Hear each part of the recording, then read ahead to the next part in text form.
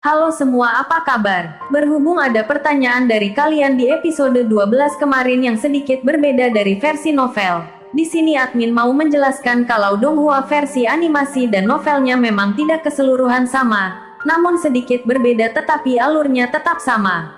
Selain dari versi novel, admin juga mengambil kesimpulan dari versi komik. Kalau di episode kemarin Hong Yi terbunuh oleh Wang Molin, sedangkan di versi novel Hong Yi pergi kembali ke sekte. Di sini admin berpendapat kalau Hong Yi masih bisa dihidupkan itu karena ada beberapa hal yang menjadi petunjuk. Walaupun Fang Xingxue berkata kalau organ dalam Hong Yi mengalami kerusakan, di sini diperlihatkan kalau pedang milik Hong Yi masih menyala dan berkedip. Mungkin saja kalau itu menandakan jiwa dari si pengguna belum sepenuhnya menghilang. Dugaan ini juga diperkuat dengan versi novelnya. Kalau di beberapa episode ke depan Fang Han masih bersama dengan Hong Yi. Sekian penjelasan dari admin. Perlu kalian ingat ini hanya prediksi saja karena admin mengambil kesimpulan di setiap Donghua versi animasi dan novel tidak keseluruhan sama, tetapi tetap memiliki alur yang sama.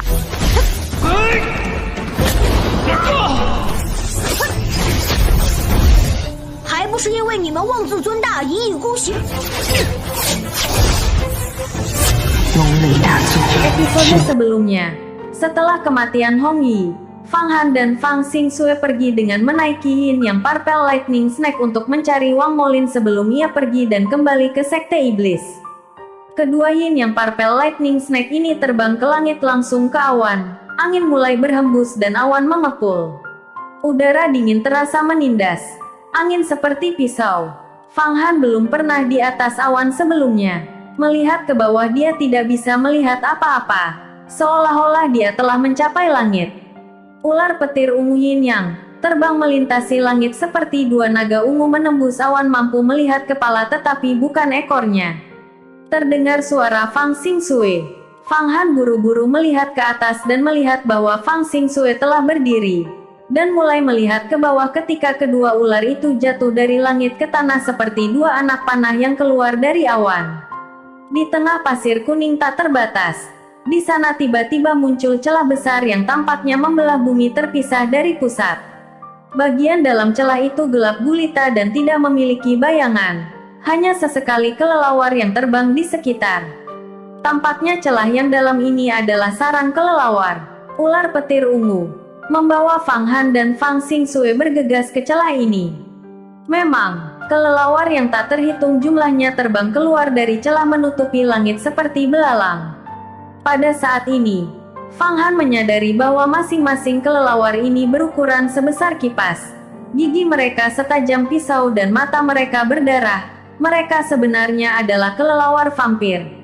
Namun kelelawar vampir ini setelah tiba dalam jarak 3 zang dari ular petir ungu, tiba-tiba akan jatuh seolah-olah mereka terkejut berteriak. Seluruh tubuh mereka hangus. Ular-ular terus berlari ke bawah. Kelelawar yang terkejut mati jatuh seperti hujan bersama mereka. Siapa tahu berapa banyak yang mati. Tiba-tiba ular-ular itu mendarat di tanah. Fang Han melihat dirinya mendarat di lereng bukit. Melihat ke kejauhan, lereng bukit tampak tak terbatas seperti dataran. Ini adalah dunia bawah tanah. Ini adalah dunia abis bawah tanah. Sejumlah besar iblis dan iblis tinggal di sini. Yasha binatang buas del. Wang Molin terluka parah oleh saya. Dia pasti telah kembali ke altar Dewa Setan untuk pulih. Secara alami saya ingin membunuhnya. Pada saat yang sama, altar Dewa Setan adalah tempat perkemahan para pemimpin iblis bawah tanah lainnya. Di antara mereka ada Jenderal Agung Sura. Begitu dia jatuh, pasukan iblis akan runtuh. Saat Fang Xingxue berbicara, ular petir ungu menyebar menjadi helai petir ungu dan memasuki tubuhnya saat dia berjalan maju. Fang Han hanya bisa mengikuti di belakangnya untuk masuk ke kedalaman tanah kegelapan. Terbanting ke tanah oleh kekuatan pedang. Berguling sekali dan kemudian 2 kali. Tubuhnya muncul benar-benar tertutup bulu merah darah cerah. Itu tampak seperti semacam serigala api, terutama giginya yang terbuka sepanjang jari. Mereka tampak seolah-olah mereka cukup tajam untuk memecahkan batu. Itu sebenarnya adalah serigala darah jurang.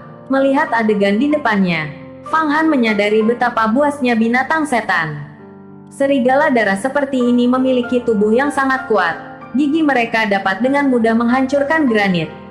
Saat memakan manusia, bahkan tulangnya akan dimakan setelah dihaluskan oleh gigi-gigi ini.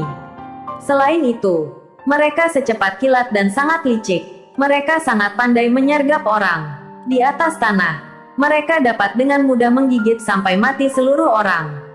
Jika praktisi level kekuatan surgawi tidak siap, mereka juga akan digigit hingga mati. Seringkali akan ada sebuah desa di beberapa kerajaan yang akan padam oleh serigala darah jurang. Di tengah jurang bawah tanah, serigala darah semacam ini sangat umum. Hingga setan bawah tanah cukup berani untuk makan. Namun, bulu serigala darah sangat mahal. Banyak pejabat akan mengenakan pakaian yang terbuat dari bulu serigala darah untuk kehormatan. Selanjutnya, di dahi mereka adalah tulang yang disebut kristal darah. Itu sangat cerah dan penuh warna dan berisi ki yang sangat kuat. Jika orang awam memakainya, itu bisa menyembuhkan penyakit yang melemahkan atau mengganti kekurangan ki dan darah. Selain itu, mereka adalah salah satu bahan terbaik untuk disempurnakan menjadi berbagai pil obat, faki dan lingki. Tanpa berpikir, Fang Han menggunakan pedang sihir yang dipegangnya untuk mengambil kristal dari serigala darah ini. Tentang ukuran ibu jarinya, kristal-kristal jatuh ke tangannya. Rasanya suam-suam kuku, seperti batu giok hangat, memancing hiu abadi. Bukankah itu teknik Pulau Immortal Wangi? Fang Qingsue sedikit terkejut sejenak. Fang Han telah membunuh serigala darah ini dengan begitu cepat dan mudah menggunakan teknik Pulau Immortal Wangi. Setelah saya memasuki pelataran luar, saya memiliki banyak perkelahian dengan murid-murid pelataran luar lainnya untuk mengasah teknik saya. Teknik ini diperlihatkan saat bertarung dengan Pangeran Bao dari Kekaisaran Dade. Setelah itu, saya pulang dan mencoba mencari tahu dengan cermat. Saya hanya mempelajari dasar-dasarnya. Saya berharap kakak senior dapat mengajar saya lebih jauh, kata Fang Han buru-buru. Baik, penampilan ini memiliki beberapa kemiripan dengan teknik yang sebenarnya, tetapi masih kurang di beberapa tempat. Teknik ini, memancing hiu abadi, memiliki beberapa misteri yang mendalam, dan tidak sesederhana yang dipelajari, jawab Fang Qingsue. Fang Han mendengarkan pengetahuan teknik Fang Qingsue. Itu sangat mendalam ke titik di mana itu membuat pengetahuan Bai Hai Chen terlihat sederhana. Dengan setiap kalimat yang dia dengar, dia merasa lebih tercerahkan daripada sebelumnya. Tidak heran dikatakan bahwa berlatih keras selama 2 hingga 3 tahun tidak secepat memiliki guru yang terkenal. Melanjutkan ke depan, terdengar suara gemerisik. Tiba-tiba beberapa ular berwarna hijau, beracun keluar dari rumput lalu menggigit Fang Han. Ular-ular ini sebenarnya tidak terhalang oleh ki yang dipancarkan oleh pakaian ajaib Fang Han, menunjukkan betapa beracunnya mereka. Pedang Fang Han berayun sekali lagi. Kekuatan pedang tersembunyi memenggal beberapa ular beracun. Satu demi satu mereka mendarat di tanah, melepaskan banyak bantingan. Teknik jari kebencian, murid sekte luar mana yang Anda pelajari ini? Tanya Fang Qingsue. Masih Pangeran Bao. Hari pertama kami bertarung, aku kalah. Setelah itu, saya berlatih keras dengan Hong Yi dan kemudian menantangnya lagi. Dia menunjukkan teknik ini pada waktu itu, jelas Fang Han. Aku ingin tahu berapa persen keterampilan yang ditunjukkan melalui penggunaanku. Dunia, abis bawah tanah, tidak sepenuhnya gelap dan suram. Fang Han, ketika menginjakkan kaki di tanah abis bawah tanah, menyadari bahwa tidak ada perbedaan antara bumi ini dan yang di atas. Di mana-mana, orang bisa melihat tanah subur, banyak aliran sungai, dan tanaman menjulang tinggi. Sebagian besar tanaman menjulang ini adalah jamur. Beberapa jamur seperti payung raksasa tersebar di sana-sini. Mereka memancarkan cahaya lembut, memberikan dunia bawah tanah abis dengan sinar cahaya. Jamur ini disebut jamur cahaya malam. Mereka tumbuh di mana-mana di bawah tanah.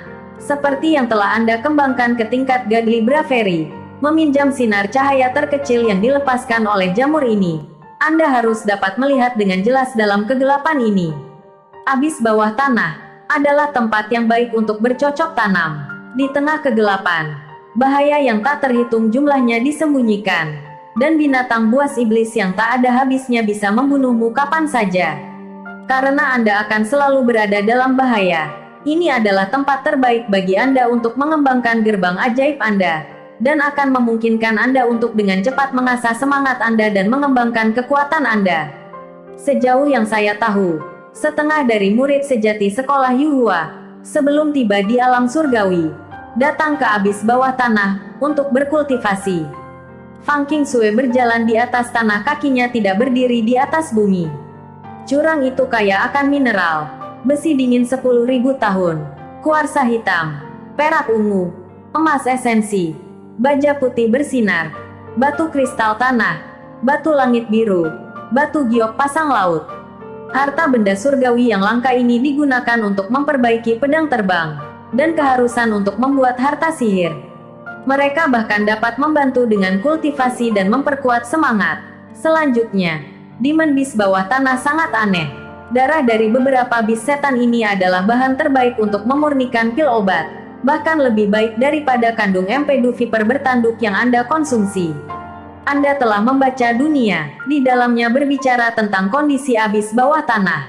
Bagaimanapun, tak perlu dikatakan Anda harus berjalan di depan saya dan membuat jejak. Tubuh Fang Han menyala berubah menjadi bayangan buram. Dia tiba di depan Fang Qingsue, diam-diam melanjutkan ke depan.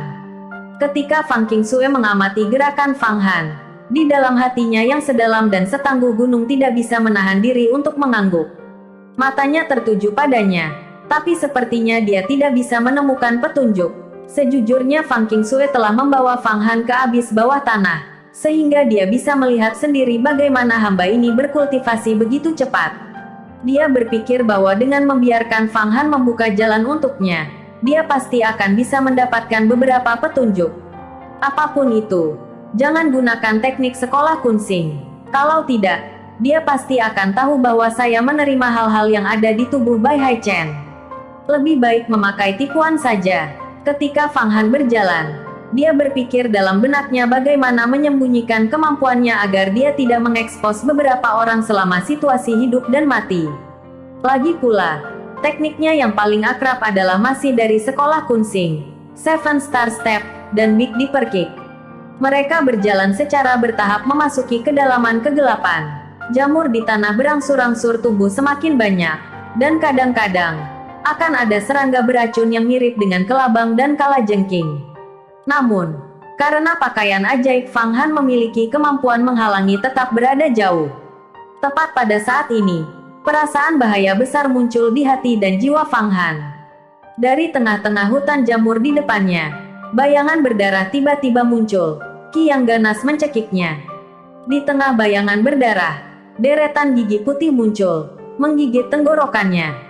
Sebelum Fang Han bahkan punya waktu untuk berpikir, dia mengarahkan serangan kekuatan pedang, seperti jentikan pancing, ke bayangan berdarah.